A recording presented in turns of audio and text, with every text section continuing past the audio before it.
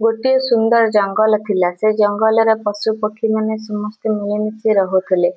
किंतु गोटे बाघ एका थिला, तार केही भी सांग नथिले। से सबुबले निजको एका ही मने करुथिला। हठात दिने गोटे छोट छुआ खेली खेली आसी से जंगल भितर को पशिगला और बाघ को देखिला पर से बहुत भय करिला और कांदिबा को जोर जोर लागिला। तार कांदिबार शब्द सुनी बाघ धीरे धीरे ता पाखकू गला आउ तार आखिरु लुह पोछिबाकू लागिला। पिलाटी आश्चर्य होई कि बाघ को अनेला आउ पचारिला, तुमे खरापे नुहे? बाघ शांतारे मुंड हलाइला। सेई दिन ठारू से दुहे मित्र होई गले। बाघ पिला को जंगल सारा बुलाइला, फल आनी खाइले एवं खूब खेलुथिले।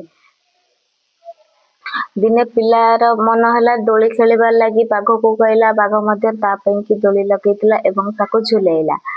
एमिति बहुत खुशी बासी दिन गला। किंतु हठात अनेक दिन परे से ग्रामवासी माने पिला को खोजिबा को आसिले आउ ताको बाघ सहित देखिकी बहुत डरी गले। किंतु पिला कहला, ए मो बाघ मो जीवन रक्षा करिछि, ए मोर बंधु। पिला को गाँ को नहीं गले। पुणी से बाघ एका हो गला आउ आकाश दिग को देखी तार प्रिय मित्र को से मन पकाउ थाए। बहुत मन दुखरे ही तार ये थाए। एमिति ही प्रकृत बंधु।